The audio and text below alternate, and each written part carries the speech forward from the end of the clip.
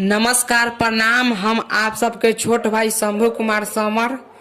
तो आज फिर से हम लेके आ गए हैं एक शानदार मैटर जो अवधेश प्रेमी जी के गाने पे लाए हैं।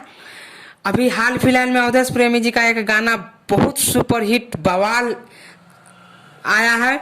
जो गाना है कि दिलवा ले गोइल, कि दिलवा ले गोइल पियर की फराक वाली, दिलवा ले गोइल पियर की फराक वाली।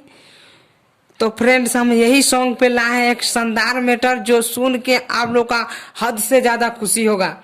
तो चलिए सॉन्ग स्टार्ट करने से पहले आप सबसे एक रिक्वेस्ट है कि हमारे चैनल पे नया है तो हमारे चैनल को सब्सक्राइब कर लीजिए, ताकि जब भी मैं ऐसे ऐसे हिट मैटर डालूं तो सबसे पहले आप सबके पास पहुंचे। तो चलिए इसका मुखड़ा स्टार्ट करते हैं। गावना करा के सोया चल गइले बाहर, छछनता मन आइल लहंगा में दाहर। गावना करा के सोया चल गइले बाहर, छछनता मन आइल लहंगा में दाहर।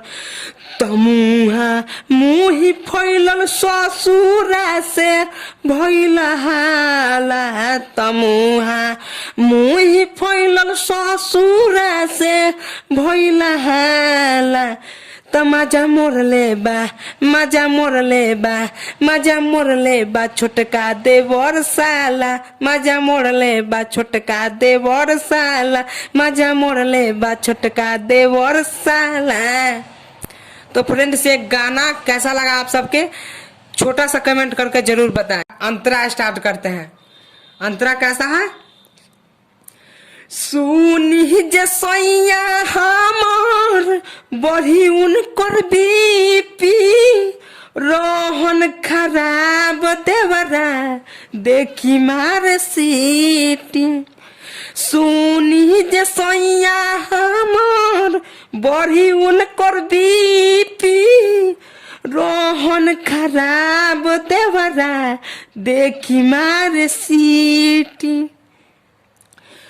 हमर उजर सामान सारा भइल काला, हमर उजर सामान सारा भइल काला।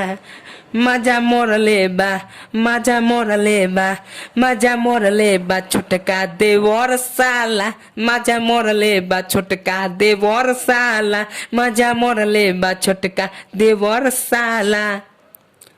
तो फ्रेंड, इसका अंतरा कैसा लगा आप सबको? अच्छा लगा? अच्छा लगा तो हमारे चैनल को सब्सक्राइब। तो चलिए इसका नाम अंतरा सुनाते हैं। अपन दुख हम केकरा से कही, तंग करे देवरा सही सही रही।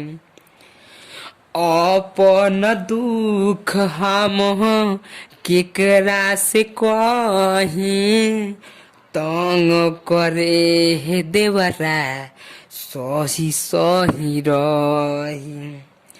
राइटर शंभू समर लहंगा में मरले ताला, रोशन विशाल लहंगा में मरले बारे ताला।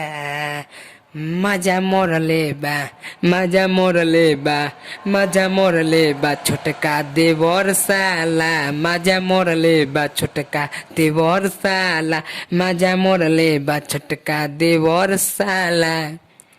गावना करा के सोया चल गइले बाहर, छछनता मन आइल लहंगा में दाहर। गावना करा के सोया चल गइले बाहर, छछनता मन आइल लहंगा में दाहर। तमुहा मुही फैलल ससुरा से भइल हाला, तमुहा मुही फैलल ससुरा से भइल हाला। मजा मोरले बा, मजा मोरले बा छोटका देवर साला, मजा मोरले बा छोटका देवर साला, मजा मोरले बा छोटका देवर साला। तो फ्रेंड्स, कैसा लगा हमारा ये सॉन्ग? अच्छा लगे तो हमारे चैनल को सब्सक्राइब कर लीजिए और कमेंट करके बताइए।